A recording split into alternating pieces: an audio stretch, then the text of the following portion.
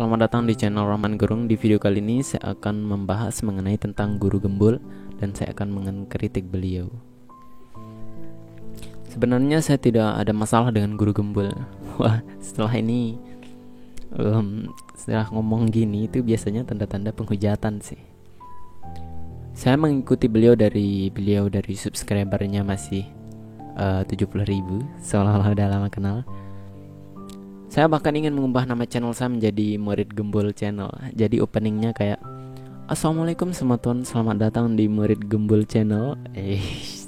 Karena saudara dalam bahasa Lombok itu semeton. Jadi seperti itu. Baiklah, sudah cukup openingnya. Pertama-tama saya mempunyai pendapat pribadi soal guru gembul. Yaitu menurut saya beliau adalah orang yang revolusioner, orang yang sangat berbeda dari mayoritas utama. Dan apakah itu brilian? Ya, itu sangat brilian. Tapi karena beliau melawan arus utama, jadi kadang beliau rentan jiwanya. Karena beliau sering membuat kontroversi, dalam tanda kutip, walaupun perkataan beliau itu sesuai data dan fakta.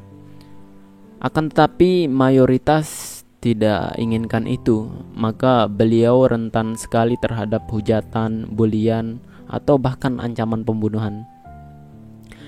Akan tetapi sangat susah sekali jika kita menemukan kesalahan beliau kalau beliau menurut saya pribadi. Nah, keahlian guru gembul itu adalah merangkai kata-kata yang sangat hebat, yang bahkan saya sendiri tidak paham bagaimana caranya. Saya pikir bagaimana bisa membuat video yang sangat menarik dengan monolog dan hampir tanpa potongan. Dan bahkan ketika guru gembul menyampaikan pesan yang salah dalam tanda kutip ya, maka kalau kita ulik lebih dalam, seringnya kita tertipu seolah-olah kita menghujat orang yang salah gitu. Contoh perkataan guru gembul yang sangat bisa melindungi beliau adalah seperti ini. Beliau berkata seperti ini, menurut pendapat saya pribadi. Nah, kalimat awal ini adalah kalimat tameng. Meskipun setelah kalimat itu salah ataupun kita nggak setuju, kita nggak bisa nyalahin beliau gitu. Ya karena ini adalah pendapat masing-masing. Jadi kalau masalah pendapat pribadi ya kita nggak bisa menjarain.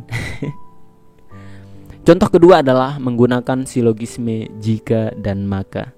Nah, ini juga rentan membuat kesalahpahaman karena silogisme ini sering dimaknai sebagai tuduhan, padahal kan enggak. Misalnya, seorang Ustadz A dikatakan berzina. Terus dibahaslah oleh guru gembul, maka guru gembul mengatakan, jika Ustadz A berzina, maka konsekuensinya B.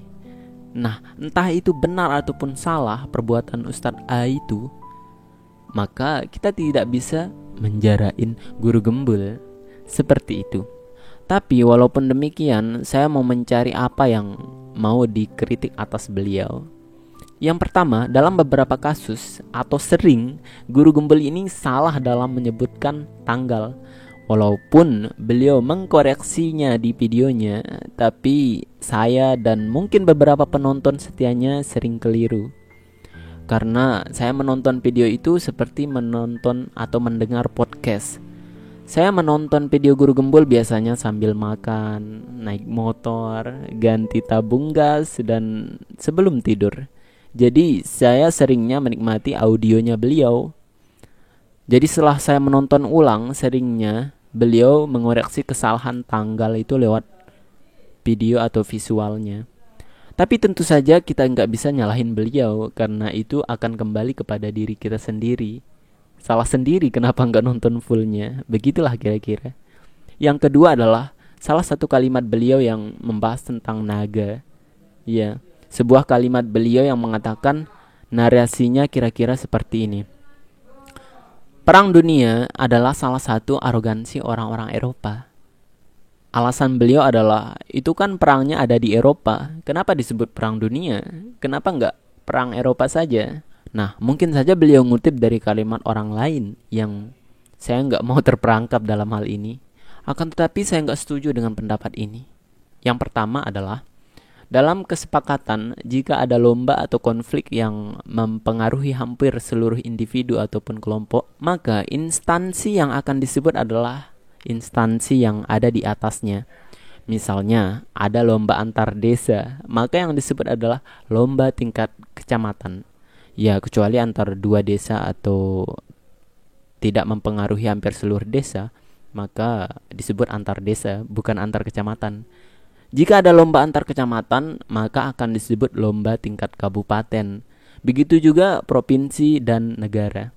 Maka itu sudah benar jika disebut perang dunia, bukan karena seluruh dunia berperang, tetapi perang itu hampir ke seluruh dunia efeknya. Sumber daya yang ada di negara lain pada saat ini, pada waktu itu juga dikeruk untuk perang yang katanya seharusnya perang Eropa ini. Dan yang kedua, negara yang berdaulat pada era Perang Dunia Pertama dan Kedua sangatlah sedikit. Bahkan negara disebut negara itu cangkupannya hanya berada di negara-negara yang ada di Eropa saja dan sedikit sekali di luar Eropa. Mungkin Jepang dan Amerika. Hampir semua yang lain adalah jajahan dari negara-negara tersebut. Sehingga kita bisa menyebutkan bahwa negara yang tidak ikut itu sebagai bagian dari bangsa-bangsa penjajah yang ikut perang. Yang ketiga adalah kesalahan evolusi Darwin di dalam video Chainsaw Man dan Telaah Atas Evolusi Darwin. Guru Gembul mengkritik teori evolusi yang digagas Darwin dan mengkritiknya juga bisa dikatakan salah lagi. Yang pertama adalah teori Darwin. Ya ampun, Darwin. Kenapa harus Darwin sih? Kenapa gitu? Teori evolusi Darwin sudah usang, udah kropos. Itu udah 150 tahun yang lalu gitu. Udahlah, coba kritik teori evolusi terbaru gitu, atau ilmuwan biologi evolusioner yang terbaru gitu, kayak Richard Dawkins. Kali aja dalam kritik itu bisa menambah kemajuan dalam bidang teori evolusi. Ilmuwan sudah banyak mengganti dan mengkritik gagasan Darwin, bukan karena teori evolusi itu salah, akan tetapi teori evolusi diarahkan ke tempat yang seharusnya. Ibarat kata, Darwin adalah tiang pondasi teori evolusi yang sudah kropos dan usang. Akan tetapi tetap saja Darwin adalah tiang yang sangat revolusioner pada zamannya. Meskipun Guru Gembul bilang, kalau tanya ilmuwan dalam bidang teori evolusi yang sekarang, maka akan banyak perkakasnya. Nah, pertanyaan saya, kalau ilmuwan sekarang atau ilmuwan evolusi yang sekarang itu lebih banyak perkakasnya daripada Darwin, kenapa harus Darwin gitu? Yang kedua adalah kata-kata beliau yang menarasikan evolusi memiliki tujuan. Padahal evolusi ini tidak memiliki tujuan sama sekali. Bahkan dalam pengertiannya, teori evolusi atau evolusi memiliki arti perubahan sifat terwariskan suatu populasi atau organisme secara acak. Artinya dalam pengertian sebenarnya, evolusi itu tidak memiliki tujuan sama sekali untuk supaya spesies mempertahankan populasinya. Evolusi tidak mendorong spesies mempertahankan eksistensinya. Kata-kata yang paling mendekati adalah evolusi memberikan syarat kepada spesies untuk mempertahankan eksistensinya. Dan syarat-syarat ini pun diimplementasikan oleh alam secara acak dan tidak ada yang secara sadar mendesain syarat itu. Ya, kecuali syarat manusia. Apa sih yang dibuat manusia? Terus beda syarat, tujuan dan dorongan apa? Ini bedanya. Jika kita memakai kata tujuan, maka akan terjadi kesalahpahaman. Seperti Guru Gembul ini. Misalnya, evolusi bertujuan supaya manusia dan seluruh spesies di muka bumi ini untuk mempertahankan spesiesnya. Evolusi mendorong manusia dan semua makhluk hidup lainnya untuk mempertahankan spesiesnya. Nah, jika ada manusia atau makhluk yang misalnya ada kelainan untuk membuat spesies sesamanya mengarah kepada kepunahan, maka tujuan evolusi ini salah. Karena kata evolusi, semua makhluk harus mempertahankan spesiesnya. Dan apakah teori evolusi ternyata salah? Ya, tentu tidak. hanya penggunaan dan kata yang salah saja. Misalnya, kata yang mendekati benar itu sebenarnya bukan tujuan, tetapi syarat. Misalnya begini, teori evolusi memberikan syarat jika manusia dan makhluk lainnya ingin tetap mempertahankan eksistensinya, maka mereka harus melakukan ini, itu, dan lain-lain. Nah, itulah kata yang hampir benar. Karena jika manusia atau spesies tiba-tiba berubah menjadi pembunuh yang ingin melenyapkan spesiesnya sendiri, maka spesies itu tidak memenuhi syarat untuk mempertahankan spesiesnya. Maka jika tidak memenuhi syarat seleksi alam, makhluk hidup itu akan punah. Dan itu sudah jelas dan banyak terjadi. Maka dari hal itu sangatlah berbeda jika kita memakai kata tujuan evolusi mengenai seleksi alam dan syarat-syarat seleksi alam dalam evolusi. Dan yang terakhir, Guru Gembul kalau masalah agama yang inti-inti banget, itu beliau nggak bisa kritis gitu. Pikiran-pikiran nakalnya itu tidak bisa keluar. Beliau berkata dalam sebuah video mengenai mukjizat, kalau beliau itu percaya terhadap mukjizat dan mengatakan, saya percaya dan cukup sampai di situ, saya sudah puas. Padahal, apakah orang intelektual seperti Guru Gembul ini tidak mempunyai pikiran nakal? Dalam tanda kutip ya. Misalnya teman saya saja pas nongkrong di tengah malam nyeletuk gini.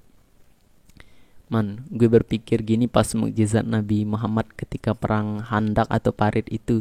Yaitu kan sebuah batu ini sangat keras.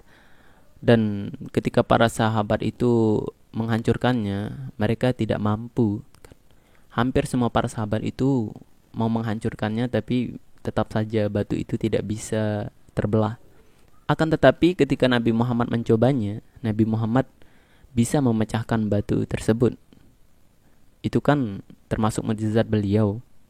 Kok aku mikirnya kalau batu itu sebenarnya udah mau hancur, dan Nabi Muhammad itu berhasil memecahkannya karena memang batu itu sudah mau hancur sebelumnya oleh para sahabat yang lain.